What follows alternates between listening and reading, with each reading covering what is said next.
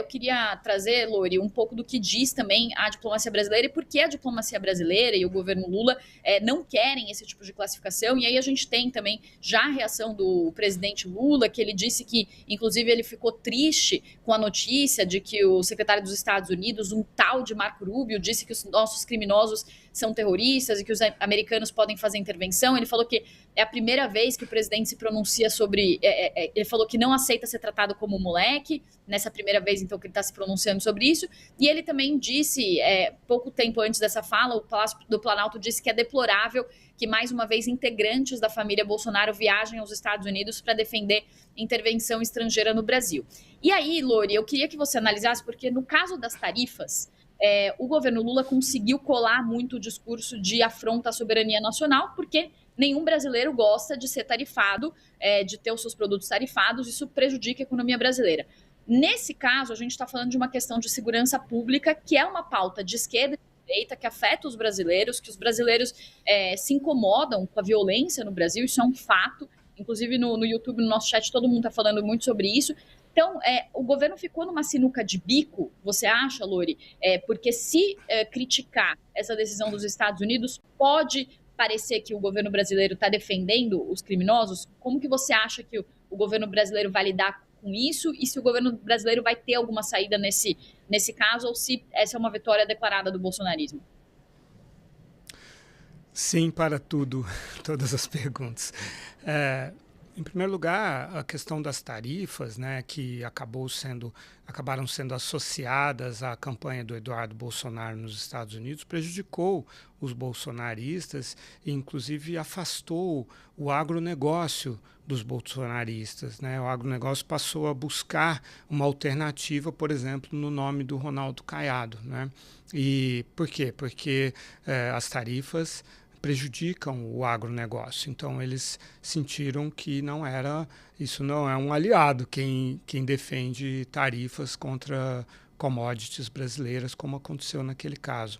Agora, segurança pública, não. As pessoas no Brasil estão muito assustadas, muito agitadas, recebem nos seus grupos de WhatsApp vídeos que a própria polícia espalha, as polícias e outros agentes espalham, né, que mostram assaltos e as pessoas ficam muito amedrontadas, né?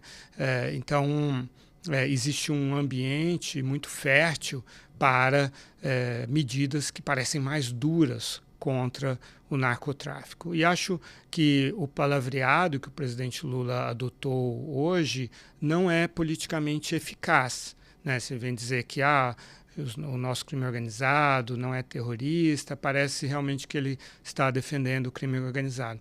E as pessoas comuns, elas confundem sentir-se aterrorizado com terrorismo. Embora a raiz da palavra seja a mesma, das palavras, terrorismo é algo diferente do que o crime organizado faz nas nossas comunidades, por exemplo.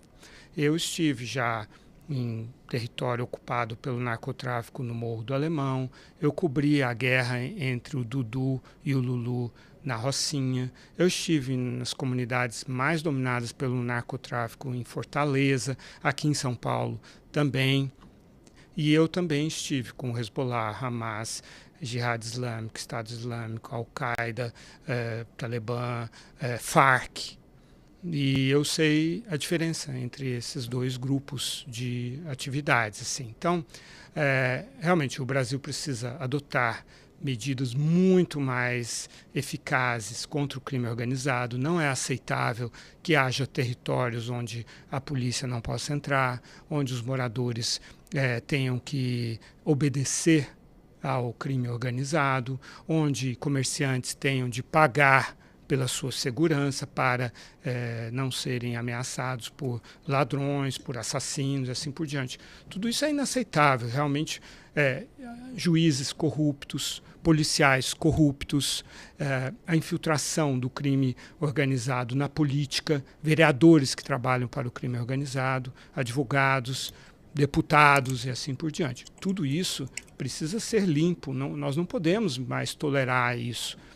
Só que a doutrina americana de combate ao terrorismo traz um elemento militar que é totalmente ineficaz, porque os militares eles não são treinados para investigar, infiltrar-se em organizações criminosas, para reunir provas, para criar um inquérito policial que seja levado para o Ministério Público, para a Justiça, né? E mais, e eles podem ser contaminados pela corrupção do crime organizado de uma forma muito diferente dos policiais, porque um policial, quando ele é corrompido, geralmente ele trabalha sozinho, a polícia tem autonomia, o policial federal, o policial civil tem muita autonomia para atuar, por isso que ele consegue se infiltrar no crime organizado para fazer a investigação, mas muitas vezes é cooptado, é corrompido.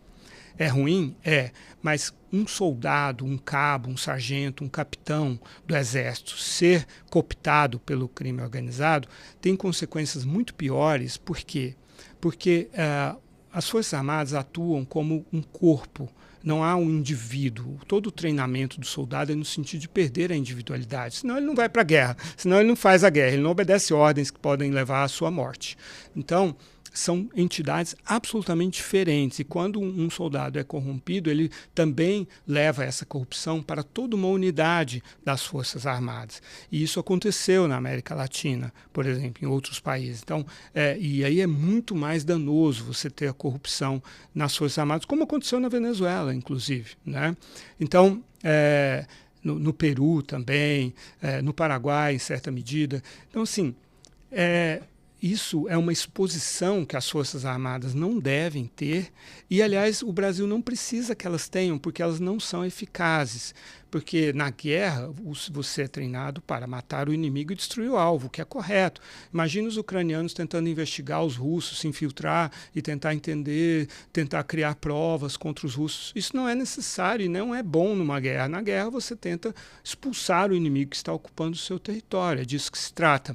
Agora, numa comunidade, as Forças Armadas adotarem esse critério, vai haver muitas mortes de pessoas vulneráveis, porque na comunidade as pessoas moram todas juntas, né?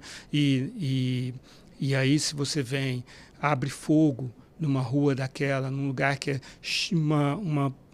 muito populoso, muito povoado, um povoamento intenso, muitos civis vão morrer, crianças, né? E aí as coisas não vão melhorar. E digo mais, é bom para o crime organizado essa designação deles como terroristas, porque afasta a polícia de suas atividades, cria um vácuo, coloca no seu lugar uma doutrina militarista que não é eficaz, que não vai reunir provas, que não vai entender toda a cadeia do crime, que é o necessário no caso das drogas, desde o plantio até a distribuição, passando por toda a logística. Isso é trabalho da polícia, não é trabalho das Forças Armadas. Pois Posso me só lembrou complementar uma coisinha fala, Lori.